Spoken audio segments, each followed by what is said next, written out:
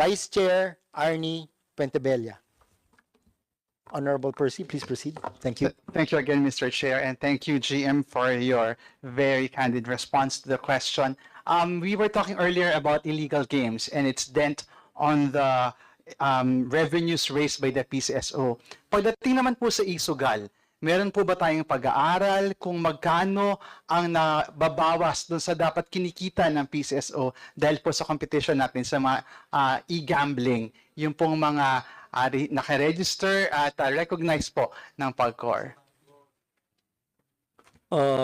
What we pay to government is what was reported, revenue allocation. So definitely wala po silang 20% na documentary stamps, and wala rin po silang another 20% that we pay to government for the winnings, and that wala rin po silang share sa charity, which normally is deducted from their gross.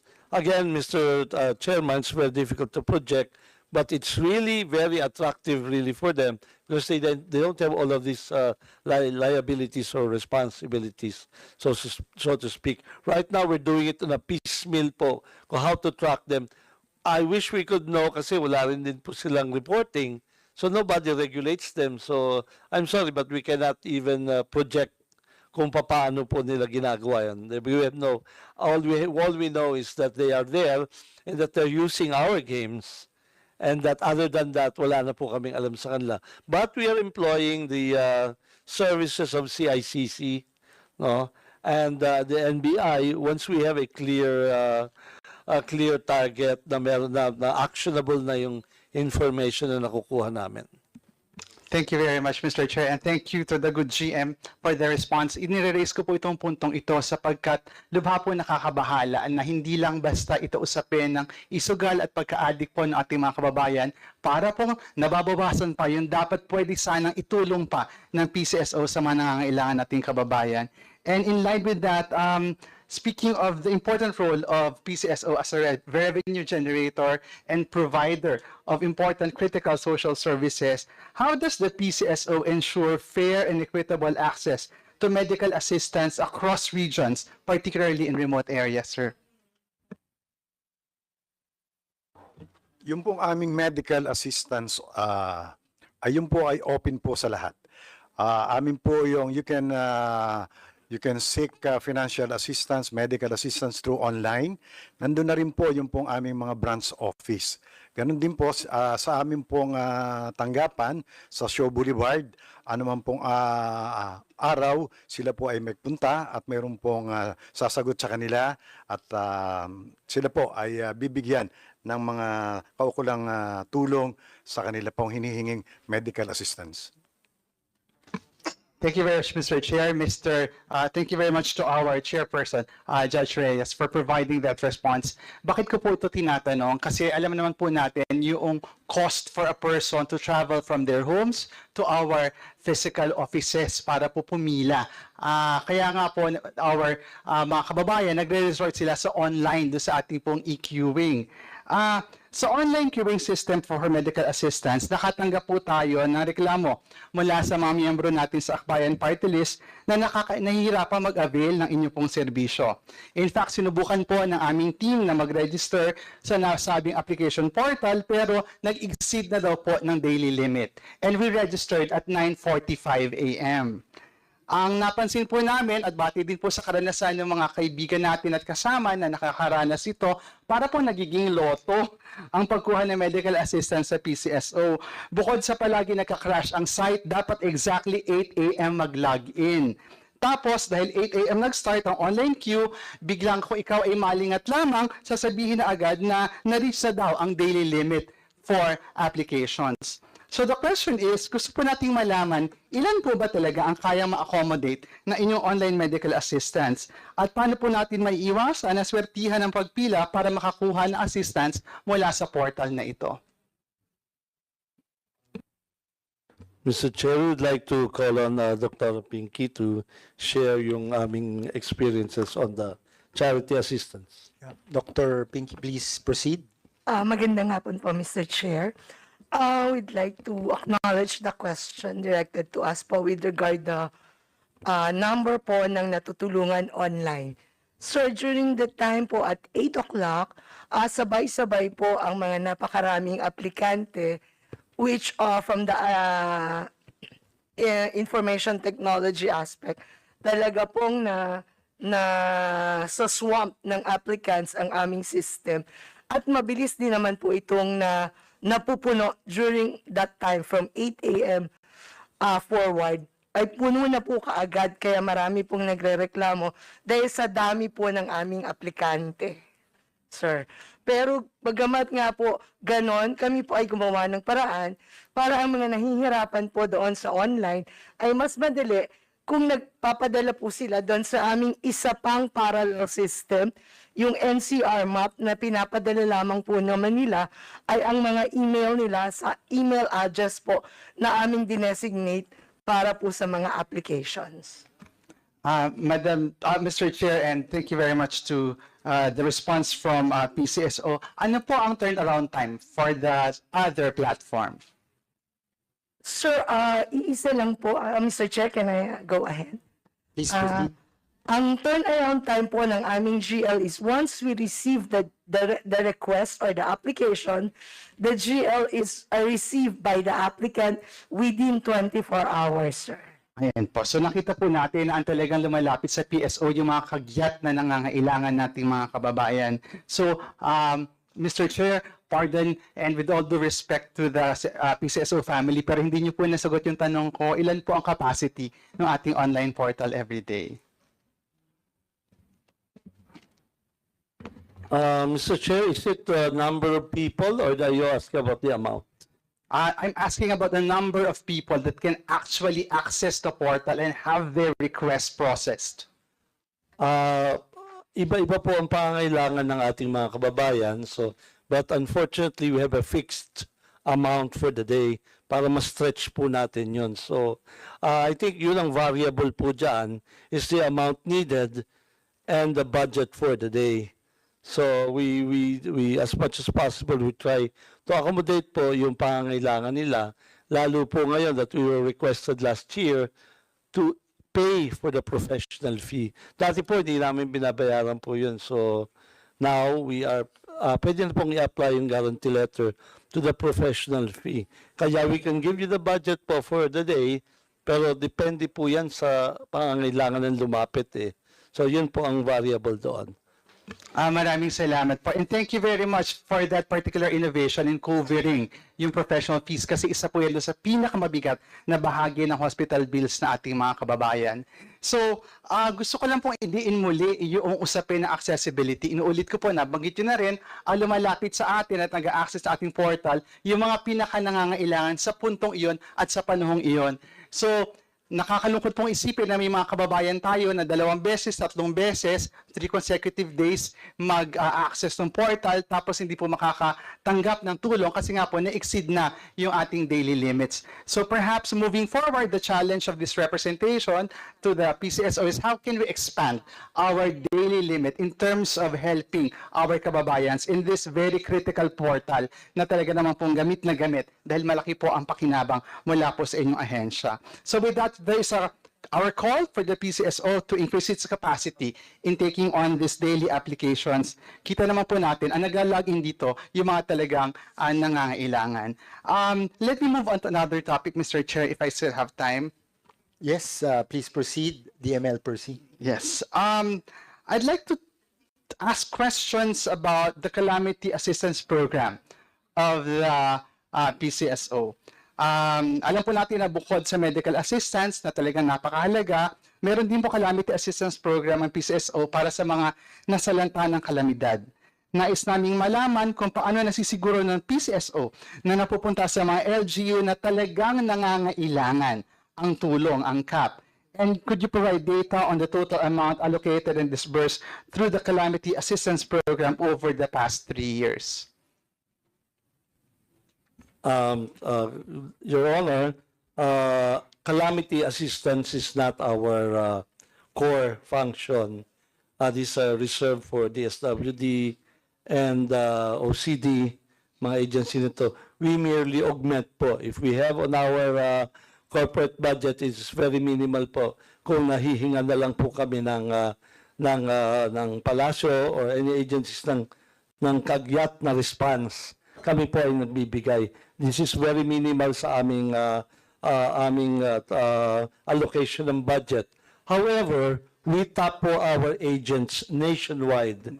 Kaya po mabilis naman po kami sapagkat meron po kaming agents in every province. We call upon them and their corporate social responsibility function will kick in. Tinananawagan po namin sila to sila po ang mag-provide ng immediate assistance. Pero sa amin po, it's not our core function to do disaster. Charity po yung sa amin and social services through medical.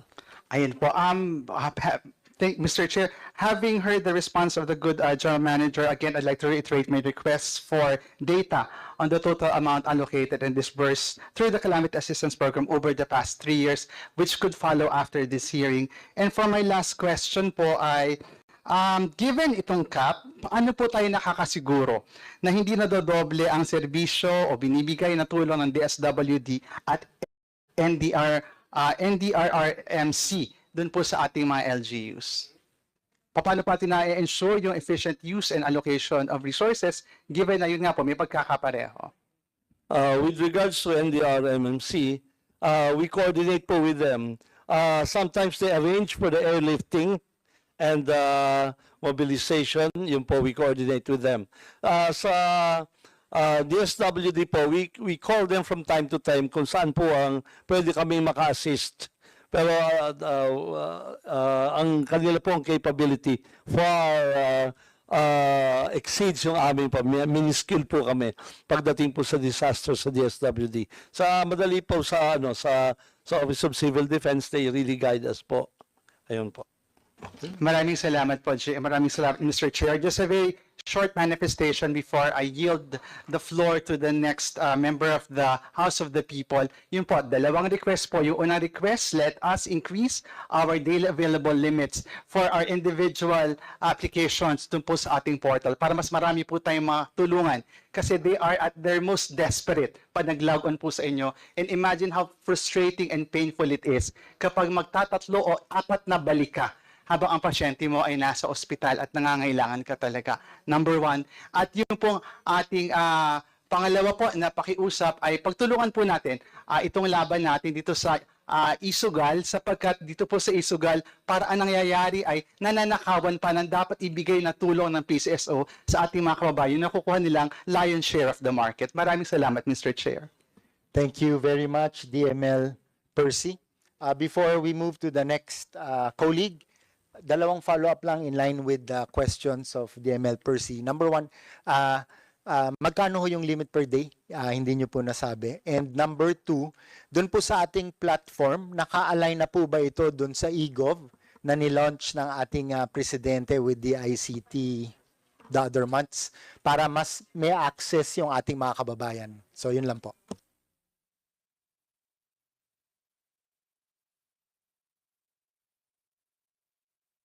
Mr. Chair, the budget per day po is 5 million for our medical assistance program nationwide. po yan. Nationwide.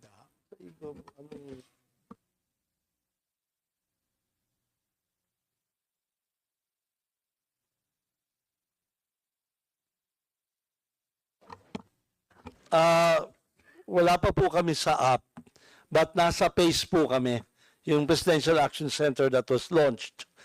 Tumutulong po kami, may booth po kami para sa mga at humingi po ng tulong. In the future, GM, Judge, kung pwedeng masama dun sa eGov na nilaunch ng ating presidente para mas accessible sa ating mga kababayan. Yes, Mr. Chair, we'll study that. Okay. Maraming salamat. We now move to our next colleague who would ask some questions. May I now call DS or Deputy Speaker Bambi Emano? Wala. Wala si DS Bambi, so we now call Vice Chair Amante. Please proceed. Magandang hapon na Mr. Chair. Mr. Chair, hindi natin pwedeng pasinungalingan na napakagaganda ng mga programa at mga proyekto ng PCSO. Pero may nais lang din po akong malinawan hinggil po dito po sa pagbibigay po ng medical assistance program including malasakit centers. Mr. Chair, nais po natin malaman kung ito po bang pagbibigay nila ng assistance sa malasakit center ay direkta na doon sa mga naturang ospital o dumadaan pa ito ng DOH? Yung pong alam po natin ang tulong na dumadaan sa malasakit center, ito po ay dahil sa malasakit yung act. Opo. Ito naman po ay ilang ahensya po ang involved po dito. Ang DOH, ang PhilHealth, DSWD, at ang PCSO. Isa lang po ang PCSO. So doon po sa batas na yun, kami po ay inaatasan na isa kami sa kabahagi doon sa Malasakit Center. Kami po ay naglalagay po ng tao. At yun nga po, pero may order of succession po yata yun. So kami po ay may budget pong nakalaan din po doon. So, yung pong mga nasa ospital kung saan may malasakit center at lalapit nga po, mayroon po doon taga PCSO. At yun naman po ay, doon pa rin po sa ilalim po ng aming medical assistance program. Although yun nga po, dumadaan through the malasakit center. Mr. Chair, hanggang ngayon ba may pondo pa rin para dito sa malasakit center? Kasi na-observe ko parang this past few months, may kagaya sa lungsod po ng San Pablo, halos wala ng pondo ang malasakit center. So I don't know kung meron pa bang pondo ang PCSO para doon o naubos na for the first quarter pa lang. Hindi po, meron po tayong pondo. Kasama po yan sa medical assistance program natin. Wala po kami specific doon kasi process lang naman po yung malasakit center. Yun po ay proseso ng pag-coordinate sa lahat po ng nagbibigay. Since kami po ay nagbibigay ng malaking part ng aming charity sa Universal Healthcare, 40% po ng aming charity fund ay automatic pong napupunta sa Universal Healthcare, which is administered by PhilHealth. So, ang first line po natin response dyan ay ang PhilHealth, and then kukuha rin siya sa mga IPCO meron, sa through DOH, meron din po yung DSWD, meron din pong deduction from pag ikaw ay senior citizens. Kami po ang huli. Kami po ang huli after nabawas na po lahat. That's the time mo kami papasok. Yun po ang order na sinasabi po ng aming chairman. Kailangan po matapos na muna po lahat ng yon bago kami. Kaya meron din naman po kaming pondong nakalaan. Hindi naman po, pero hindi po yung specific na nakalagay for malasakit. Kasi malasakit sa coordinating action eh. Parang tinuturo ho kung saan ng mga dapat pagkuhanan ng pondo. Okay, maraming salamat po. Second question, since parang meron duplication ng programa ng PAGCOR hinggil dito sa pagbibigay ng medical transport vehicle, meron bang communication ng PAGCOR at saka PCSO, Mr. Chair? Kasi baka mamaya sa isang bayan, halos meron bigay ang PAGCOR, meron ng PCSO, tapos meron pa mga bayan o syudad na hindi pa nabibigyan. So at least man lang, ay alam naman natin ang kakulangan ng pondo natin at least ma-maximize natin na maging strategic yung pondo na ibinibigay ng PAGCOR at gayon din ng PCSO pagdating sa medical and transport vehicle. Meron po kayong pag-uusap ng PAGCOR dahil kinikilala po nila yung aming expertise and mandate sa pamimigay po ng ambulansya. Meron pa kaming drafted na MOA na tutulungan namin po sila paano po mag-distribute niyan kung saan precisely po para matugunan yung concern nyo on duplication. Meron po sila mga ambulansya rin pero they are asking our assistance po sa pag-distribute niyan. How about Mr. Chair, yung ano po, yung mga medical equipment. Ito po ba ay direkta na ibinibigay sa mga hospital or through DOH din po? Hindi po, direkta po kami nagbibigay sa mga hospitals. Apa. Meron po kayong communication with DOH? Baka mamaya, alam niyo naman, baka mamaya may request din itong hospital na to sa DOH. Tapos, alam niyo, parang nagpo-forum shopping. Tapos baka mamaya magkadoble. Halimbawa, nagbigay ang DOH ng CT scan, tapos ang PCSO nagbigay din ng CT scan. So baka magkaroon ng duplication. Oo. So yun nga.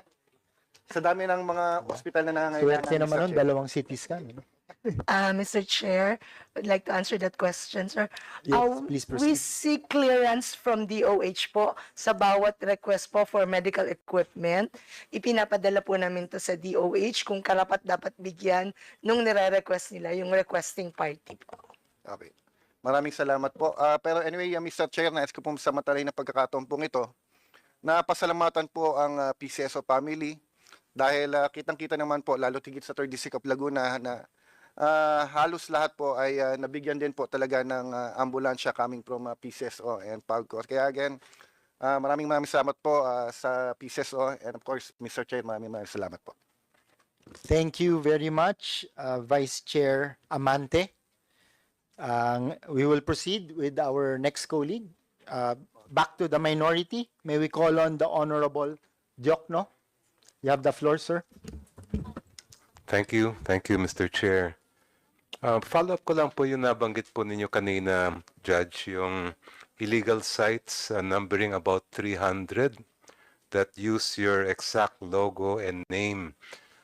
Ilan na po doon ang naimbestigahan at nasampahan ng kaso, if any? Your Honor, we were successful naman.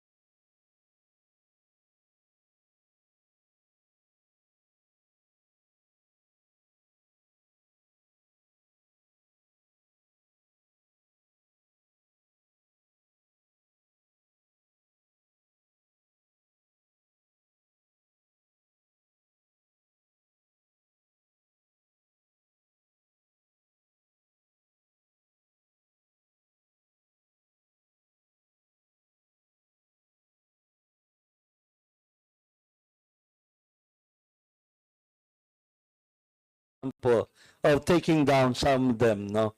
Pero ang problema po, the moment po tinake down nyo, it is very easy for them to go back. At talagang ang proseso po ng paghahabla sa kanila ay napakahirap po. Meron pong report, we have a dedicated team po para tugisin po ito.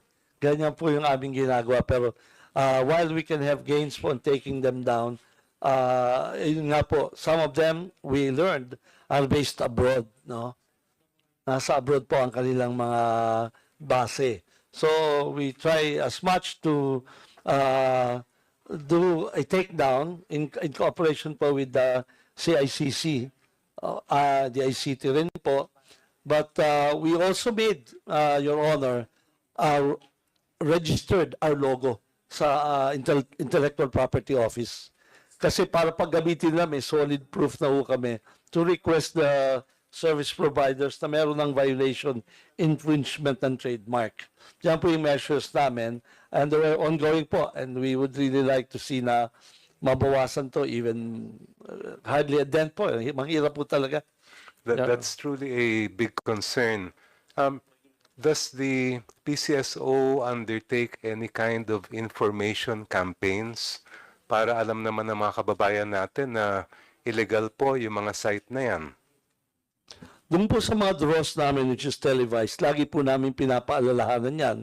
Na lalo po kami, wala po kaming online, no, na sa cellphone. We tried but pending pa po ang aming permit. But wag pong tumaya online because we do not have any online betting platform at the moment po. Ang delikado lang po, hindi lang po natin nakikita rito ang nakikita lang po natin yung loss of revenue sa gobyerno. Ano po, meron pa po isang delikado dyan pag nanalo ang tumaya doon, hindi naman siya babayaran eh. Kasi illegal siya, nobody's regulating him. Yun ho naman ang direktang tama doon sa tumataya, no? Yung inability niya to collect dahil walang regulation po. Doon naman po sa issue ng online applications, is it not possible to come up with to make use of technology, for example, by allowing applications to be submitted online geographically o kaya by bracket in terms of amounts? So kunya halimbawa merong gusto mag-apply for 50,000, iba yung pupuntahan niya para hindi naman dagsain ng 8 o'clock in the morning yung inyong site. Mr. Chair, can I- Yes, Dr. Pinky, please proceed. Sir, hinahati po namin to geographically. Ang NCR lamang po yung dito sa main office. At ang iba po dun sa branches po namin, yun mga kung the farthest places po in the Philippines, we'll just go to our branches po. How about my question about brackets? Sir, ganun din po, may brackets po, but we go for the geographic location of the patient, kung saan po, doon po sa branch namin sila. At bawat branch po, we have 73 branches nationwide, sir. At lahat po ito ay capable of giving assistance to the people nearest them po, sir. So ilan percent ang nagre-rely sa online applications compared to yung nagpupunta sa mga branch ninyo? Sir, we have already changed it from face-to-face to online, sir. All applications now are through online and the NCR through emailing, sir. So we hope that you will be able to address the problem mentioned earlier about so many people applying at the same time na hindi naman accommodate ang lahat. Noted, sir. We would be increasing, as suggested earlier, to expand the program to accommodate more, sir. Just a few more questions with the indulgence of the chair. Yes, please proceed, sir. There have been several reports about disbursements being made by the PCSO to government hospitals despite incomplete documentation. On the other hand, meron din mga reports natin nakikita na may mga delay in the disbursement of that financial assistance to government hospitals. May I know how the PCSO is addressing both problems, yung kulang sa documentation na bibigyan pa rin o kaya nagkakaroon ng delay sa pag-release?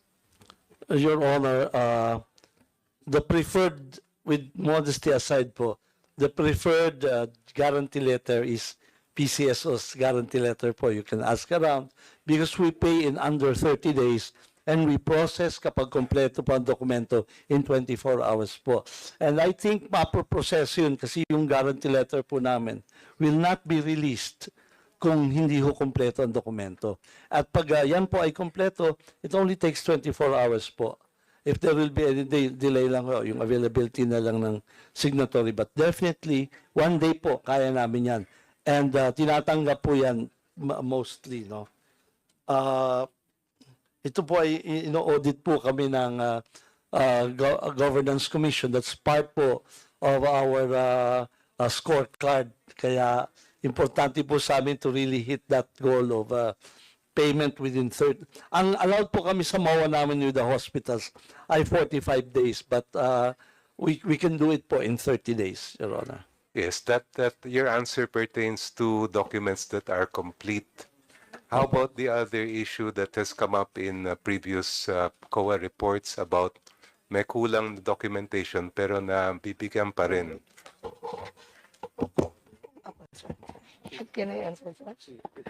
Dr. Pinky can be Yes. acknowledged po. Yes, Please sir. proceed. Yes, sir.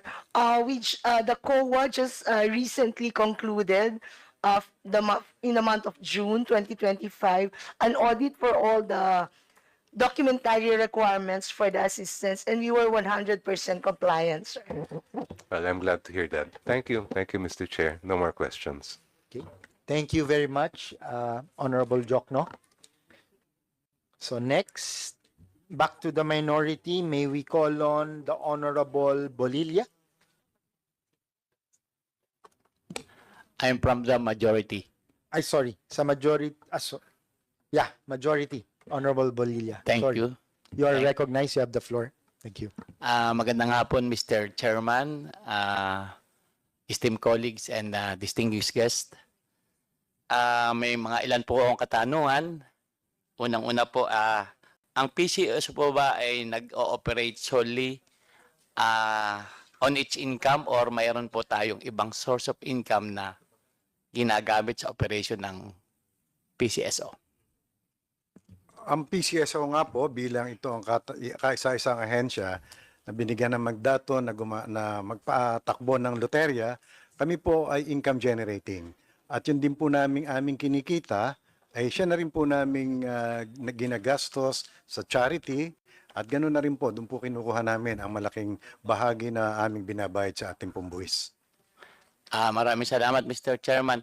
As revenue provider, and one of those na source of income ay yung STL.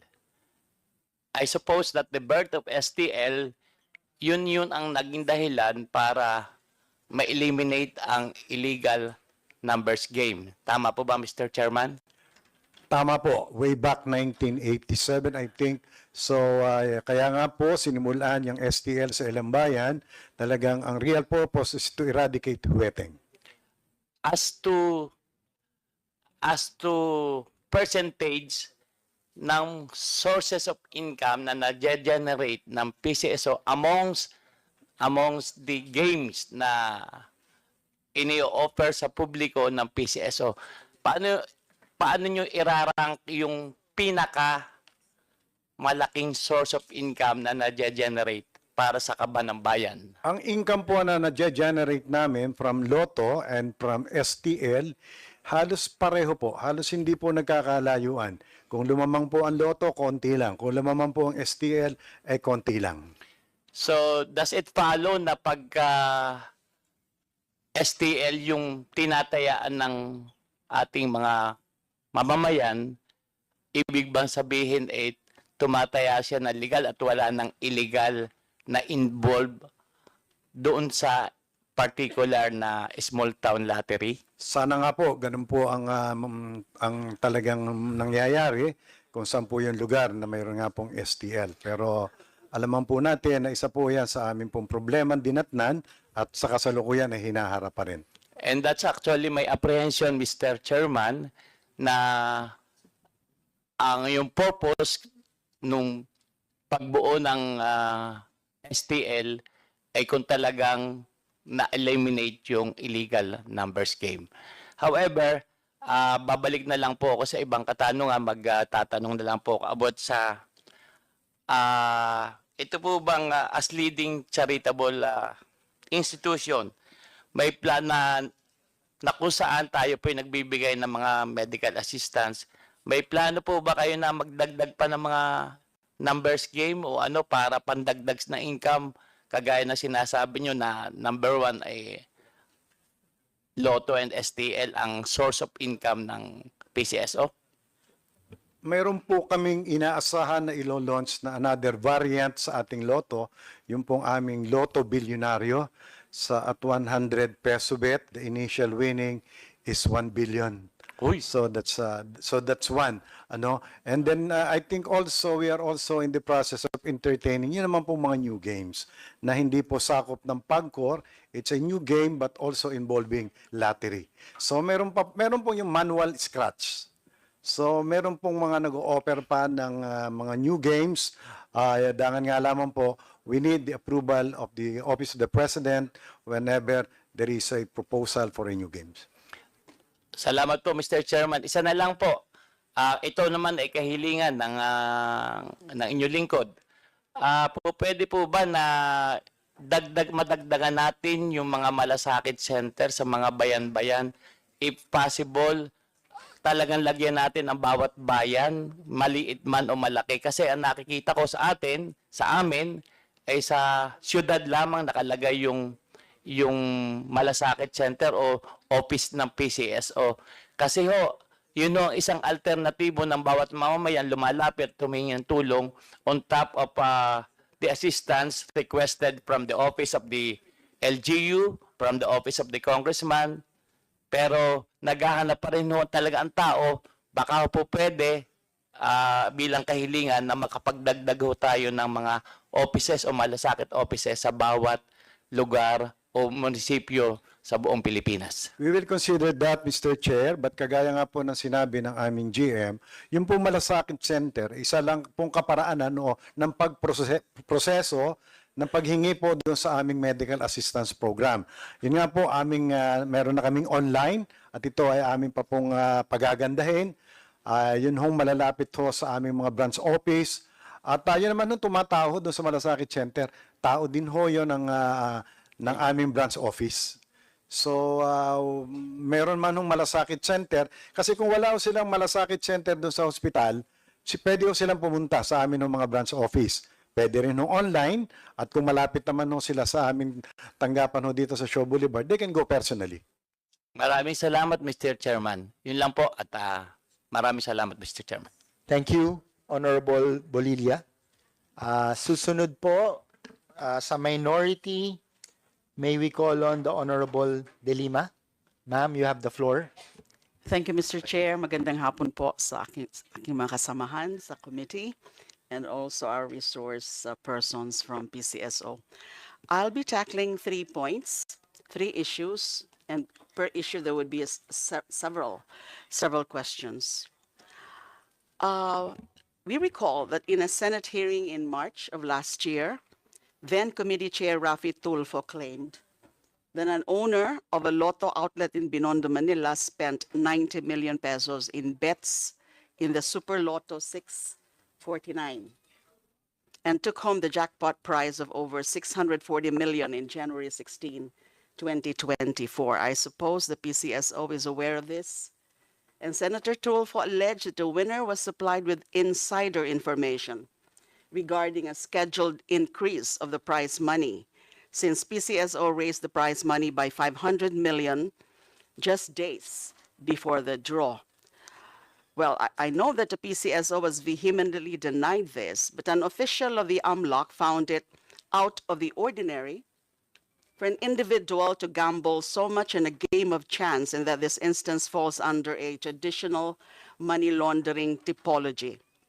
Meron pong pagkakaalam ko po, meron pong nag-file ng complaint sa ombudsman against PCSO officials, and they claimed that increasing the jackpot prizes exposes PCSO to great risks, where wealthy bettors can take advantage of the system by investing money to create different combinations and eventually win the jackpot. Yung complainant po sa kaso na yon cautioned against the fiscal risk and uncertainties the government might be exposing itself to by augmenting the minimum jackpot prices of several games. Ang tanong ko po, what is the basis for increasing the jackpot prize money for a game? Your Honor, if I may, you are correct that there was an inquiry during the first quarter of last year. But let me start po with the PCSO po. We all know this, a game of chance. No? You bet on the number of combinations based on a fixed set of combinations. And if you can guess that, you get the jackpot. And if marami po kayo na tumaya, hati-hati po kayo. We increased the jackpot po. There is a system po that every time hindi po tamaan ng jackpot, it's called the snowballing. And 20% of the sales of the previous day will transfer to the next jackpot draw. No? But we can also introduce marketing efforts to make it more exciting during our anniversary. Ini-increase po namin yan. During our 90-year anniversary, we made the jackpot uniform to 90 million. All these are meant to excite the players, to make them aware and hopefully bet more than the usual. And in the case of the one we did that was the subject of the investigation, it was very successful. In fact, we made 800 million in 30 days. No? Had we been given the chance, and I'm sure we could have made a lot from that, because this is precisely the objective of increasing the jackpot, is to increase the revenues. And so far, our records will show that all the promo, we call it a promo because it's not a regular, all the promos that we did was profitable, Your Honor. So there was an investigation, and the outcome was? Well, I wouldn't call it an investigation. There was an inquiry at the Senate because we made formal invitations to all the senators to please come and please send your representatives so that you could actually see objectively, or even your experts to come, and no one sent po their experts. So wala pong mali. You don't consider it wrong that a person who has resources to spend millions in a game with a jackpot prize of hundreds of millions would have more chances of winning? Yes. Okay lang po yun? Yes, because it's a game of getting the most number of chances. It's a game of chance. You don't consider this to be wrong, so, and you think that it is inevitable or uncontrollable, of course. Yes, in the first place, we don't know who the Yes. bettor is, because under our system, it's a bearer instrument po ang bawat ticket na Then yan. you do not consider that the government may incur losses when one who invests several million surely wins hundreds of millions. Wala pong corresponding loss dyan sa gobyerno. Unang-una po, they only get 55% of whatever they bet. Number two, they are not guaranteed to win it by themselves. If you remember, we had more than 300 winners in one jackpot. So it's not, you might have won or you might win, but the chance of you winning it by yourself is not absolute po. So it's really the nature of the lottery. It's everybody betting. You want to have more chances of winning, you just bet on all the combinations. Okay, so you would want to assure us, you would want to assure this committee that we need not worry about insider information? We have a lot of witnesses to this. It's alive. It is withdrawn. So I wish somebody could do that information, because it's almost impossible to know the results of the draw. That's why we give a big jackpot to reward whoever can bet or who can guess. There is a reward for guessing it. That's called the jackpot. Okay, second point on the STLs. I understand that STL stands out as the leading revenue generator for the first quarter of 2025, contributing 54% of the total retail receipts, which translates to a total revenue of about 8.8 billion pesos. Is that confirmed?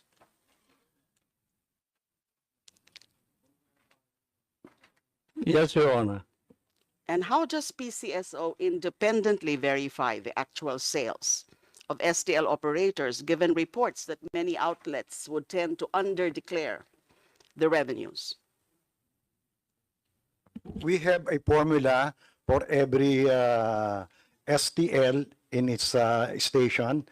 We have we call it a guarantee monthly minimum retail receipts. So for every province, there is a let's say a 10 million. That's your GMMRR for your station, and automatically 30% of that will be remitted to us as part of the charity, and 15% will go to the operational expenses. The 55% will be left to the operator. Part of it will go to them, as of course they have to earn profit, and then 35% will be allotted for the winners. Okay, alam naman po natin na yung bet for STL is relatively small. Meron ngayon as low as 1 peso to 10 pesos. So it primarily attracts low-income bettors. The hope of a quick win drives the poor to gamble daily, often diverting money meant for food, school, or basic needs. Now, given that STL primarily target low-income earners, how much of STL revenues truly go to charity programs? Well, I think we earned at least 30 to 35 billion a year. And then 30% of that will go to charity. 30%. 30% automatic, Mr. Chair. Meron ho ba kayong mechanism to monitor gambling addiction or social costs in communities where STL operates daily? Kanina po, dun po sa budget briefing of PAGCOR, meron po silang mga sagot tungkol dito. The mechanism to monitor gambling behavior. How about sa STL? Kasi mas nandun kayo sa maliliit. Yung mga bettors ninyo. So, because my concern here is how does PCSO remain true to its mandate to serve the poor with the reality that STL takes daily wages from the very same poor sectors it is supposed to help? We are promoting, Madam Chair, the responsible gaming. This is an international standard because whatever we are going through today has been experienced already by the more advanced economies, and we're learning from there. The STL is created to combat illegal gambling, as discussed earlier.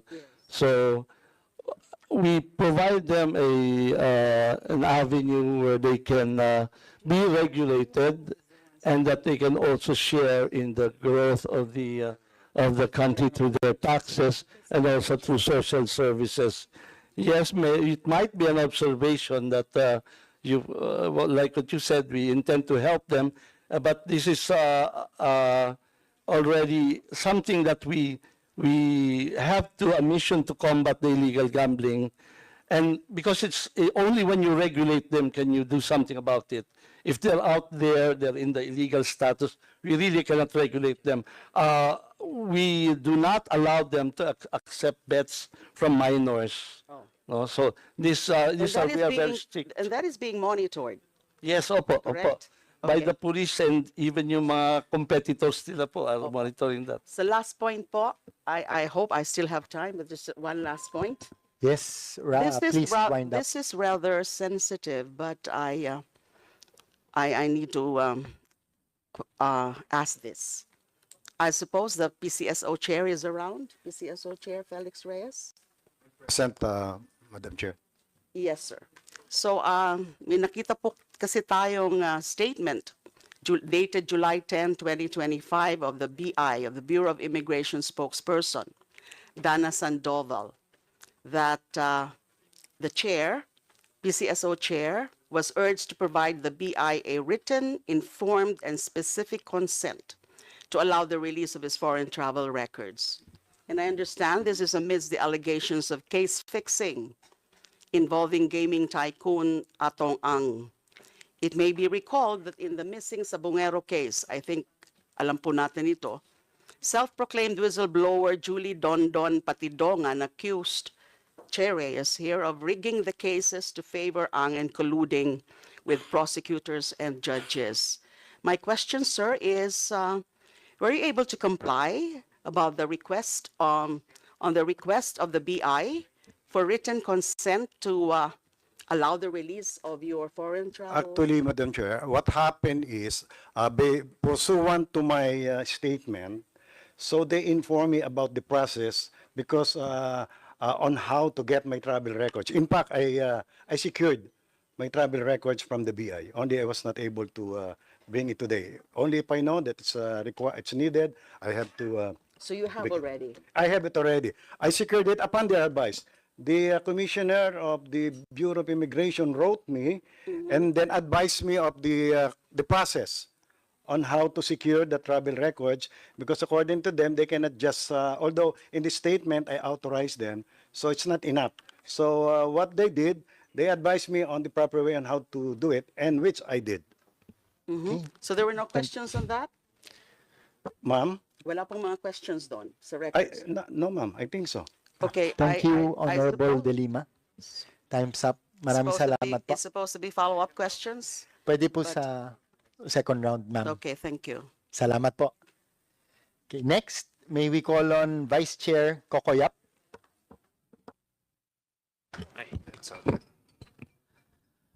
Good afternoon, Mr. Chair, to our stakeholders, colleagues.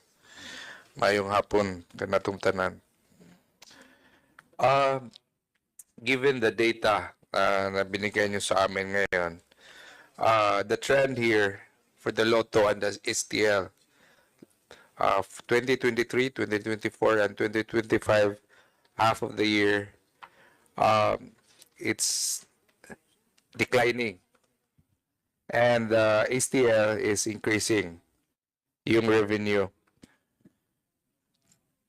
We all know na dahil sa maliit yung betting amount for STL, ito yung malapit sa tao. I appreciate the PCSO sa mga tulong na ginawa nila. But at the same time, I want also to know na mas marami pa sanang matulungan kung ma-eliminate natin yung illegal STL sa buong bansa, no? Na nagpa-front yung iba as legit STL. Ano bang hakbang ang ginagawa ng PCSO to curb or eliminate yung ganitong issue sa kanya-kanyang probinsya or kanya-kanyang agent, no? Mr. Chair. Yes, please respond. GM. Mr. Chair, yan po talaga ang biggest challenge namin. Doon po sa unang observation nyo na ang lottery nagdi-decline ng kaunti at nag-i-increase po yung STL. It's because of the GMMR po, the guaranteed minimum monthly ng STL is based on population po eh. So if the population grows, the guaranteed na minimum, then yung remittance na sa PCSO, umaakyat din po. Kaya kung napapansin nyo, slightly umaakyat sila based on population growth. Doon po sa pag-eliminate po ng gambling, napakahirap po nito dahil wala din po kaming enforcement power. Ang mga batas din natin po ay sana ho maging angkop na rin po dahil yung may mga illegal games po na nakatarget naman po sa mas mura, mas maliit pa po ang taya sa PCSO eh. Meron pa pong 25 centavos, 50 centavos. Kaya talagang nagiging direct competition po.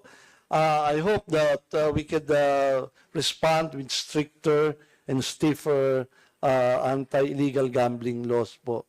Yan po ang nakikita namin. And of course, to make it sa prosecution naman po easier for us. Kasi kami po, we're trying to help. We make representation po sa RD, sa PD, sa Chief of Police. We go on record po. Sinasite po namin yung complaint ng aming mga STL operators and we go on record po, we ask their assistance, pero that's as far po as we can go sapagkat alam niyo naman po yung nature and culture ng mga illegal gamblers.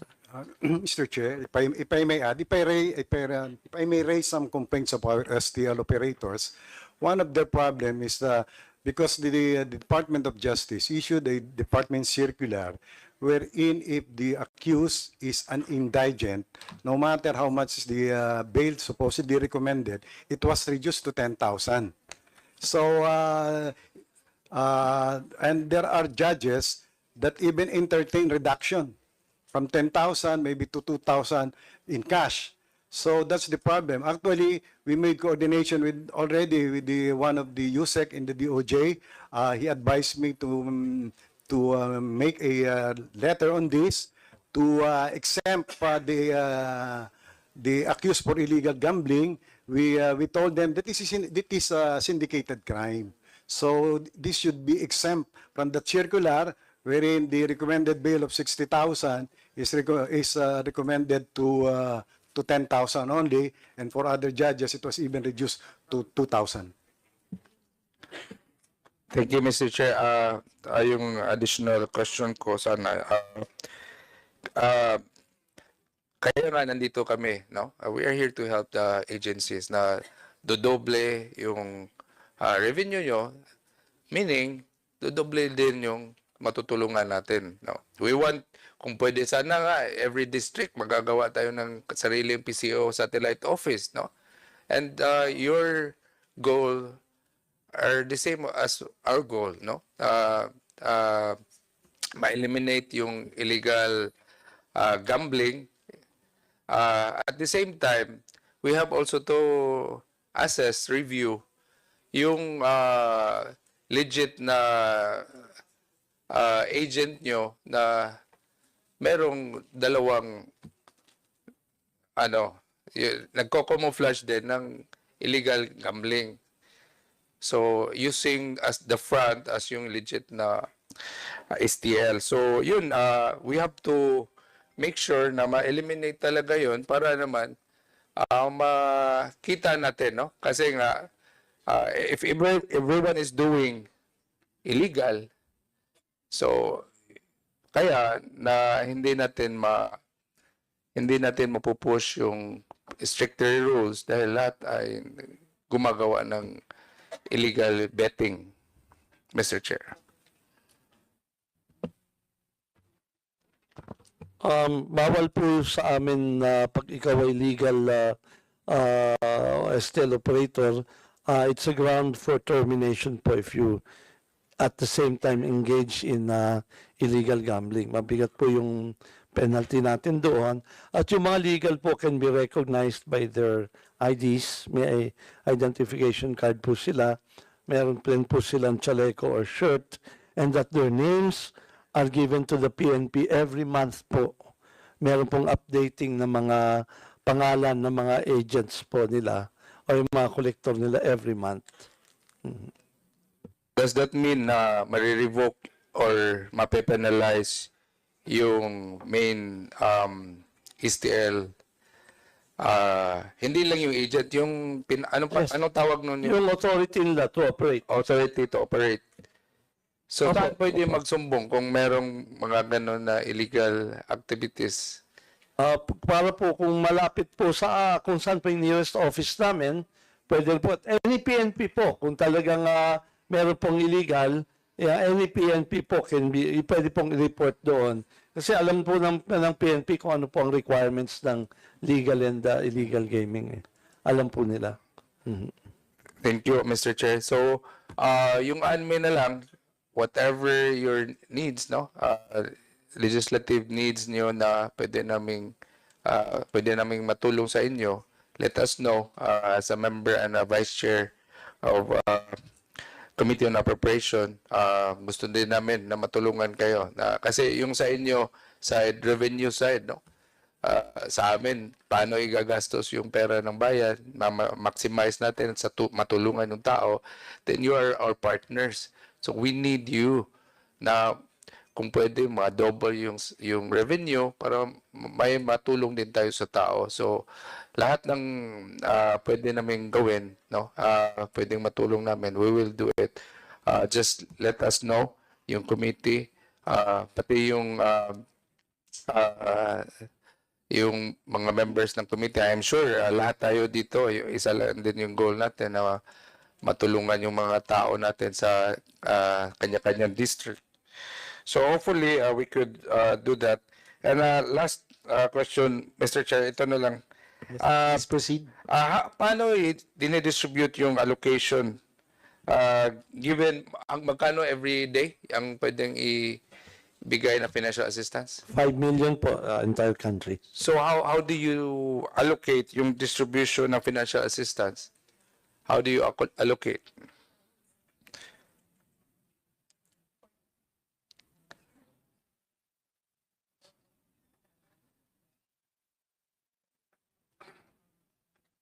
ang allocation po natin is that 60% of that pie goes to NCR and neighboring Mega Manila and 40% po sa provinces.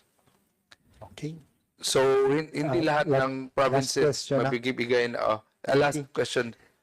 Paano ma-distribute? So, every PCSO offices meron din silang sariling ano. Opo, meron po. Kasama na yung walk-in tsaka yung online. Opo, opo. Okay. Thank you, Mr. Chair. Thank you. Thank you very much, Vice Chair Yap.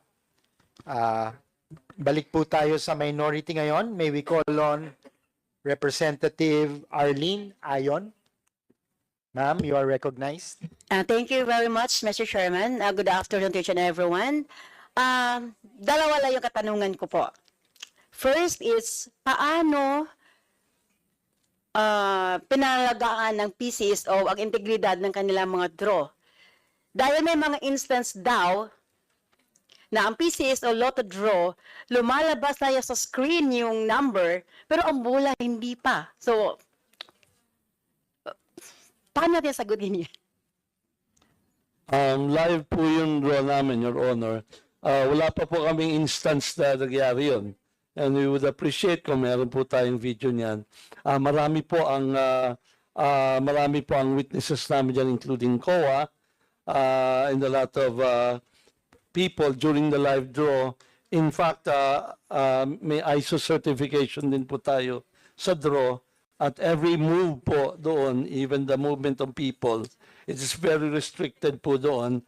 At meron po mga CCTV every move pong ginagawa. So it's next to impossible po yung kung yung report na yon, kasi kami po ang unang mag-flag ng aming mga tao. So, to pagdating set the sa record ganun. straight, hindi nangyari yung ganon. Hindi po nangyari yun. Okay, second, paano nyo mapipigilan yung mga internal fraud o sabwatan sa loob ng PCSO? May instance ba na may sabwatan sa loob? Paano pong sabuatan Like, ninyo? may mga ghost beneficiaries. Meron po kaming reports na meron pong nagpa-falsify ng aming mga guarantee letter and we are working on it po. Okay. Na-experience ko kasi during the birthday of our colleague sa Shangri-La Hotel, may nagpapakilalang from PCSO sa akin. Sabi niya, Congressman, Kong, may i-present ako sa'yo. Sabi niya, bibigyan ka ng project ng PCSO ng 100 million. Tapos sabi niya, ibabalik sa'yo ang 20M. Pero atin-atin lang to, Kong, ha? Kasi marami kayo. So, kaya sabi ko, totoo ba to? May mga ganito bang nangyari sa PCSO? Na ipaano ko lang, na palabas ko lang. Kasi parang sabi ko, wow, new fight ako, ha? Parang ganun talaga. Meron po kaming reports na kukuha and we report it directly po sa NBI para for entrapment operations po.